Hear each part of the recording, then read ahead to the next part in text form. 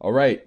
We are going to stick in the East. We're going to go to Carolina taking on the New Jersey Devils. I'll be honest with you, Christian. Got this one at the bottom in terms of one. There's always going to be one series that you're just not going to be as interested in. For me, it's going to be this series. And watch it just surprise us. Like watch it really sneak up on us. I really don't think so. Looking at some of the numbers and looking at some of like just digging a little bit deeper, I think it should be clear cut and dry, basically.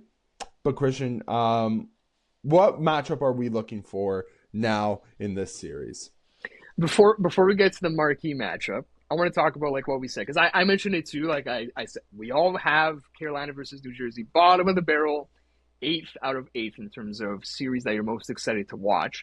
But I'm gonna say like for a number eight series in that sense, um, I think it's as exciting as you can get. Like compare it to last year, we had Carolina versus the New York Islanders. Which matchup would you prefer to watch from that perspective?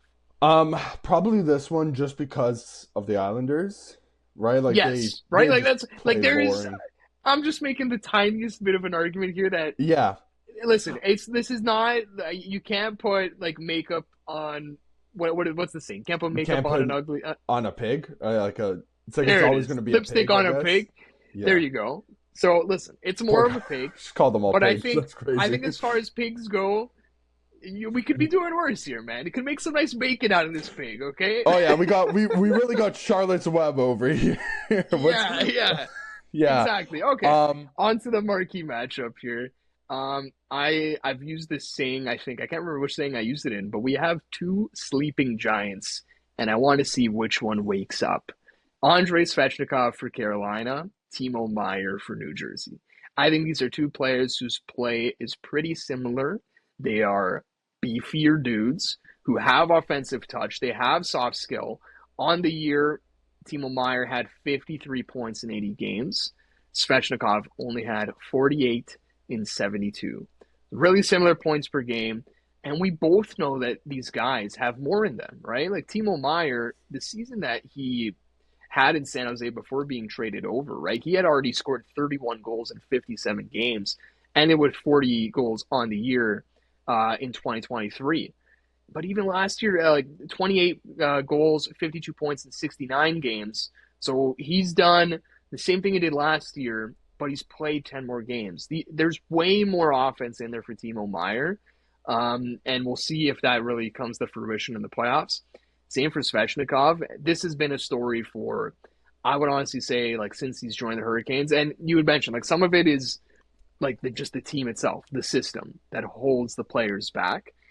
But 48 points in 72 games is not good enough. I don't care what system you play for. I don't care if it's the yeah. New York Islanders personally, right? You have to be, for a second overall pick, you need to be a guy who carries way more water for the Carolina Hurricanes. We always talk about how they traded for Jake Gensel last year. They've been looking for another guy to add the offense. Pacioretty before that. A lot of it should come internal. And I'm looking at Svechnikov as a guy that should be able to provide that. So to me, if either of these sleeping giants wake up, they're huge, huge, huge factors in the series. 100%. I really like both of those takes, especially because of like all the hype going behind Svechnikov in the past, especially. He definitely needs to elevate his game come playoff time. And I don't think he really ever has. And for Timo Meyer, especially, this is a guy traded for out of San Jose, kind of Gets got the there with big a contract.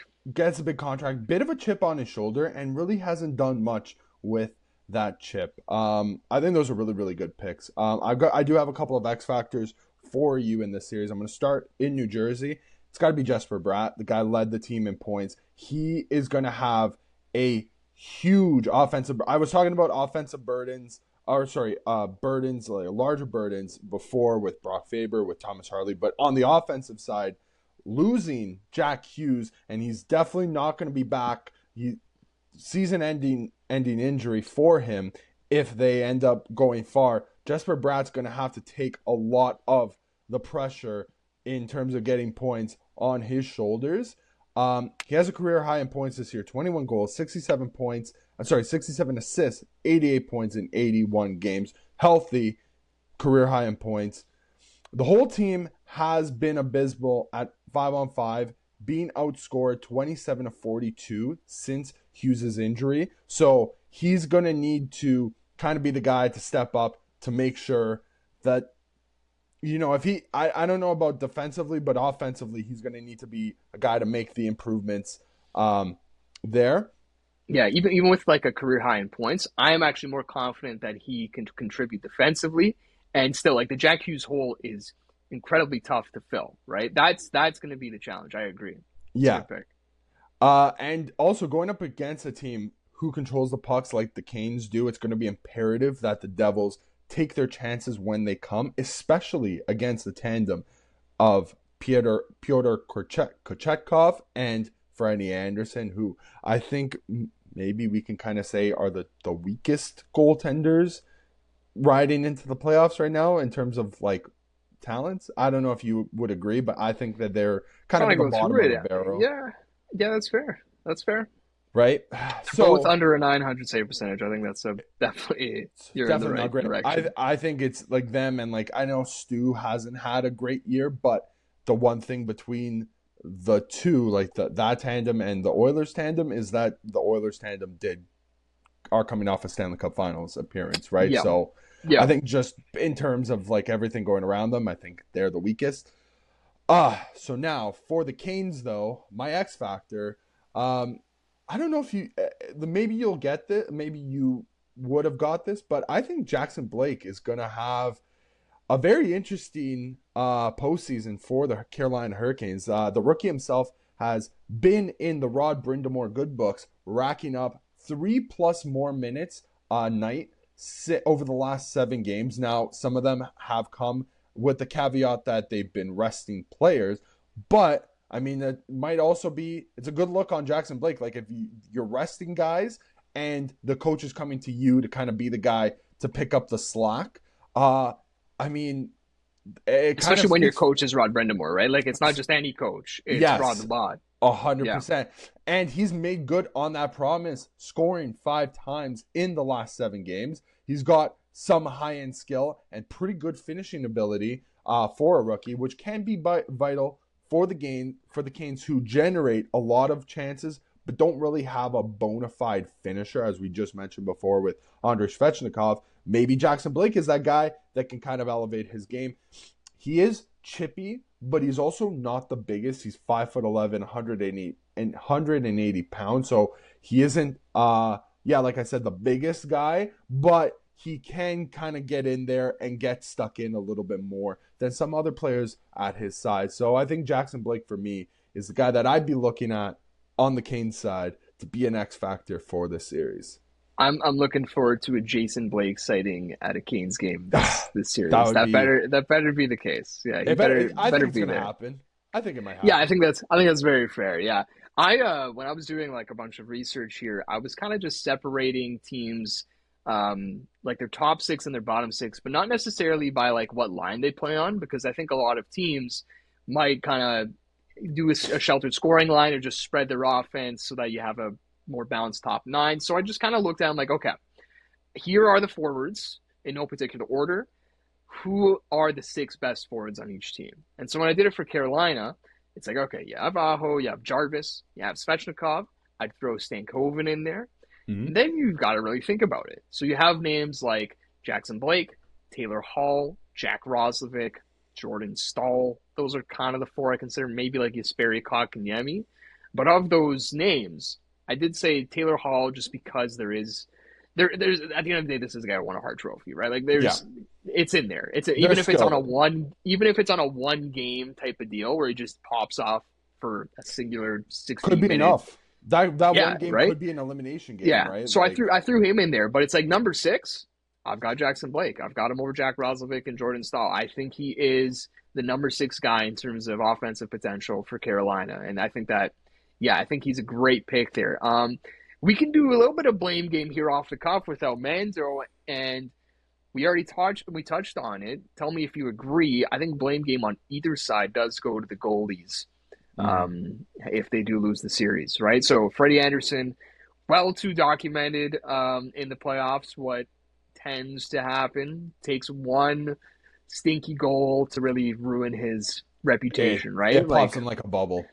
yeah, yeah, and that goes hand in hand with the games where we've seen him make the huge stick save on David Pastrnak for the Leafs. Like, it's unbelievable that you can see both of those in the same series, but it's what we've seen from Freddie Anderson. So I think blame game probably does fall there. And I think for the Devils, it's also the goalies. Like if you're losing, the one area that you made a concerted effort to upgrade in the offseason and even last trade deadline was goaltending. You got Jake Allen last deadline and you got Markstrom in the summer to varying results. Jake Markstrom on the year, 49 games played, 900 flat save percentage.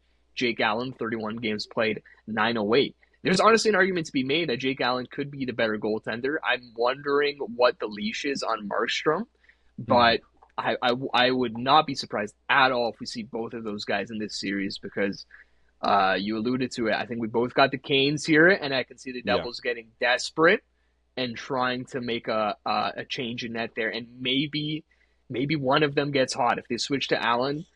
He's another guy who kind of has that in him. I like he could be a series stealer because, like you said, sub 900 save percentage for Freddie and Kochetkov. You It's got not anything great. else for blame game here, No, or where are you at? just on Markstrom as well. Like, so he suffered that I believe it was a knee injury just before the Four Nations face off, and Yeah, before that injury happened, he was I like wouldn't say like a Vesna. He was in the top half of being yeah, of he was the difference competent maker for them. goaltenders. 100%. Yeah, He got them for a large part. Got them in the position that they kind of held on to for the rest of the season. Then he went down. They kind of struggled a little bit. They come back from the Four Nations face-off, and he comes back from the Four Nations face-off, and he was poor. He had I believe it was sub 890 save percentage, and also I think a losing record. I forgot to get those stats personally, but it wasn't great. So yeah, I think that's very fair. So unless he could so kind of refine prediction his time, bro. form, yeah, Yeah, it's yeah, time to step up, dude. Like you're in the yeah. NHL. You have to step up. So I guess that will be something to see, right? Yeah, I do I'm have gonna the give Canes going quick. through though. Yeah, yeah. I Canes at 5. I have Canes in 5, yeah. Holy Okay, heck, dude. okay. I'm Ugh. gonna give the tiniest bit of credit here to the Devils' special teams. I'm curious to see what these look like in this series. Third best power play on the year, second best since Four Nations, second best penalty kill on the year, 12th best since Four Nations. So those are some really, really good special teams.